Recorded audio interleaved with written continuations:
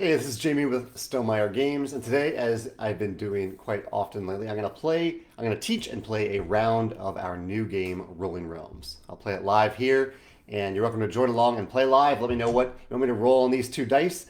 In this game, in Rolling Realms, normally you play through 3 rounds. I'm just going to play through one right now. You can play just a little mini game of Rolling Realms. I'm going to roll these 2 dice, and then anyone who's playing along will use one of those dice in one of their 3 realms. We all have the same 3 realms. We're going to play Scythe, Between Two Castles, and My Little Scythe. You'll use one of those dice in one of those realms and the other die in another realm. You can't activate the same realm twice on the same turn. We'll do that 9 times. Well, I'll roll the dice 9 times. You'll use the dice a total of 9 times. So let me explain how these realms work, and then we'll jump in and start playing. So in Scythe, each of these realms kind of echoes a mechanism in the game that it's based on. In Scythe, you will either use a number to cross off a top row number and get the resource associated with that number, or you will use the die in a bottom row and spend the resource. You can see the little minus sign here. So if I use a 5, I could spend a heart to get a star, because in this game you're trying to get as many stars as possible. Or, like in the game side, the original game, you can use a top row. You can cross off a top row number with a specific number. You get the resource, and then right away, you can spend the resource associated with the bottom row directly below it to get a star. You don't have to match that die. So if I have a 3, I could use a 3, I gain a pumpkin, and right away, if I have a coin, I can spend that coin to get a star. That's a Scythe. In Between Two Castles, you're trying to place numbers in these castles from bottom up, with bigger numbers on the bottom. So if you have a 4 right here, you can only place a 3, 2, or 1 directly above it. When you complete a column, you get the resources at the top of the column. When you complete a row in the castle, and this space right here, the door space, is already filled in for you. When you complete a row in either castle, you get a star. Looks like Tim is joining us today. He says he ended his winning streak last night in Rolling Realms. I'm glad to hear you had a winning streak going, Tim. That's awesome. Then I thought we're playing with Scythe today, so we'll also play with My Little Scythe. In My Little Scythe, you'll cross off a number in one of these 2 areas, and you'll gain either a pumpkin or a heart, depending on which area you cross off that number in. And whenever so if I say I have a 3 crossed off here, and it's a new turn in the game, and I cross off a 3 over here, I then have a pair of 3s, and I get a coin for that. So if you have a pair of 3s down here, you get a coin. At the end of this round, you'll look at all resources you've gained, whether or not you've actually used them over the course of the game, or over the course of the round. You look at all resources that you've gained, and if you have at least 6 of a resource type, you will get 2 stars for that resource. Here's a little resource card here. All right, I'm going to turn the camera down, and we can start playing. All right, the first roll is, and you can pause as I go along. I will play it pretty quickly. We have a 2 and a 3, so you can write down the 2 and a 3 over here to keep track of these numbers. Let's see. I'm going to try. I don't want to use Scythe right away. Let's see what I can do here. 2 and a 3. Let's do this. Let's mark. See, Between Two Castles, you really need to write a number every round in Between Two Castles, or you're going to be in trouble. But I'm going to break that rule right away. So I'm going to use a 3 over here in My Little Scythe, which gets me a pumpkin. I'm going to use the 2 over here in Scythe, which gets me a heart. And right away, I'm going to use the row directly below it. Since this is the thing you can do in Scythe. And since I have a pumpkin, I will spend that pumpkin to also cross off the bottom row and get a star. Which makes me think that maybe for Scythe, I don't need to rush it. Because Scythe, I have a pretty good chance of getting everything there, but I only need really 6 turns to do it. Whereas Between Two Castles is going to take 10 turns somehow if we're going to fill everything in, and I only have 9 turns. You can use some of these resources to create virtual dice, but even those virtual dice can't break the rule that I mentioned unless you use 3 pumpkins to activate the same realm twice with one of those dice. All right, roll number 2. We have a 1 and a 5. Feel free to ask any questions you have, any rules questions in the comments. I am happy to help. 1 and a 5. Well, let's get Between Two Castles started with that 5. And I like the pairs in My Little Scythe, so I want to get that started over there too. So let's put the 1 over here in My Little Scythe and get a heart for that. All right, turn 3. double sixes. So whenever you have a pair, you can use 2 hearts, which I actually have right now, to copy one of those dice. So this could be an opportunity to use those 2 hearts to put something in all 3 realms. For between 2 castles, let's put a 6 down here. Over in my little scythe, let's get, what do we need for, so I use a 6 here. I need a heart. So I'll use a 6 over here to get another heart. I will then cross off 2 hearts to copy one of these dice, as 2 hearts can do, to get another 6. And because I haven't used a number in the scythe realm this turn, I'll cross off this 6 to get a pumpkin. And right away, I will spend a heart to get the bottom row with that. All right. I'm not earning a bunch of resources this round. Hopefully I can start to get some coins. Coins are really helpful. I need that to start to work in my little scythe. All right, turn 4. A pair of 2s. If only I had 2 hearts again to use with this nice pair. Still no pairs for my little scythe. That's a little tricky there, but I can put a 2 up here in between 2 castles to get a coin and a heart. And then I actually could get, no, we can't do that. That won't help. I could, then I'll use a 2 over here in my little scythe to get another heart. And then I'll create a 1 value die using 1 coin to use over here in scythe, and also spend a heart right away to get another star from scythe.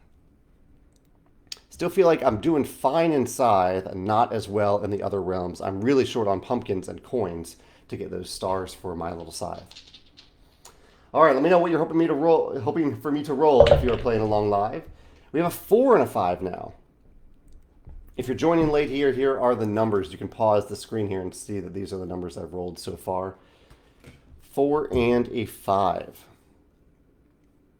Okay, I still can't get any pairs out of my little scythe. This is very odd. Okay. A 5 could help over in scythe. Between 2 castles, let's see. I'll go for a 5 over here in between 2 castles, and I'll put the 4 over in my little scythe to get another heart. Nothing really exciting here. Still have quite a bit of catch up to do, and only 4 turns to do it in. Yeah, kind of running out of time here already. All right, turn 6. Another pair of 2s.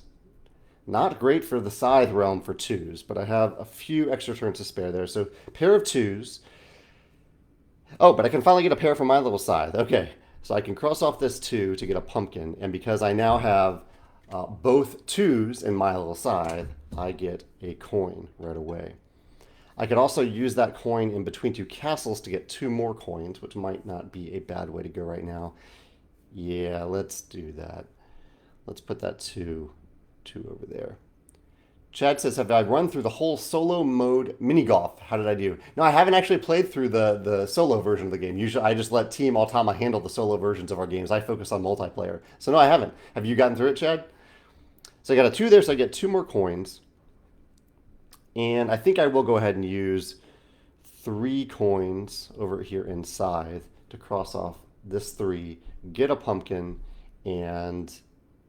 Oh, no, it's not a good time to do that. Not a good time to do that because right below the 3 is a coin. All right, so I've got to undo that a little bit here. So I don't get that pumpkin. Okay, so I'm not going to do that this turn. Wait on that. All right, turn 7. Chad says he's up through hole 13 of the mini golf so far. We have a 5 and a 2. Another good example here. When the dice add up to 7, you can use 2 coins to copy one of these dice, which actually could be useful right now in the game. Maybe it's good that I didn't spend those coins last turn. So 5 and a 2. I probably want to spend the 5 over in Scythe, or a copy of that 5. The 2 I don't want to use in Scythe. Oh, my little Scythe. Let's put. Let's get a pumpkin. Let's get a pumpkin over here with a 5. I'm going to use the 2 over here in between 2 castles to get a pumpkin. And then I will use 2 coins to copy the 5 and put it over here in Scythe, giving me a heart. And I do have the coin for the bottom row, so I have to spend that coin down there. Okay, I'm back on track a little bit. Still just, I'm not going to do what I was hoping to do in between two castles, but that's okay. Yeah. All right, turn 8. A 2 and a 4. Could be good for Scythe again, and really I do need to do something inside this round, so 2 and a 4 could be good. 4 is better in my little Scythe, unfortunately, but I could manipulate one of those dice for Scythe here. So let's see, if 4 is better for my little Scythe, let's use the 4 over here in my little Scythe. I get a pumpkin. I also get a coin for completing the pair. I'm very close to getting all 6 stars for my little Scythe. That was the 4. The 2,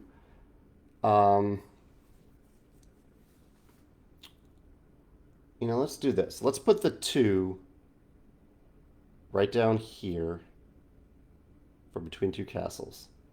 And then I will use 3 hearts.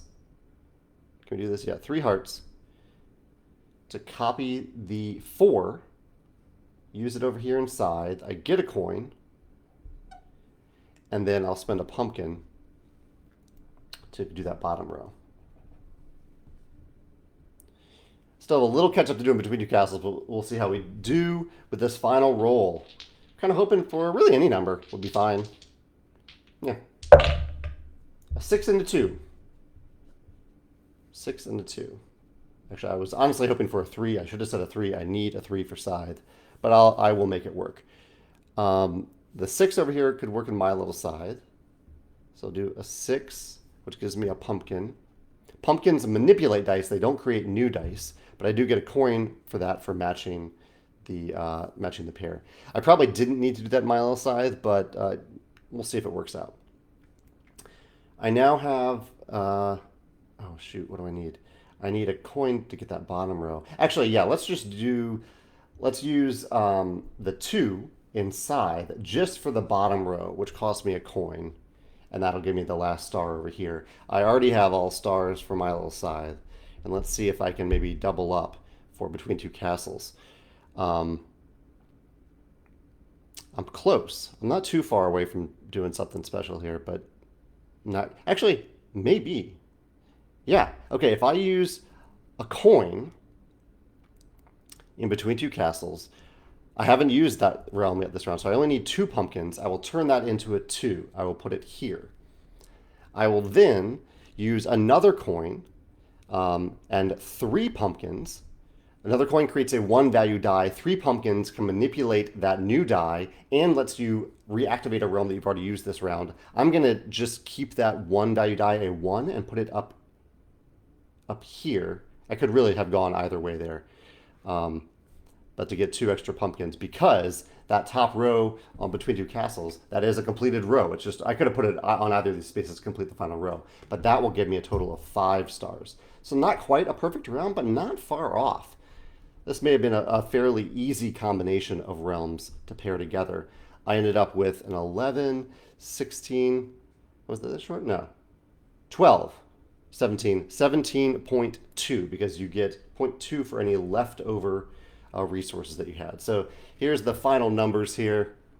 Here's my final score for the round. Yeah.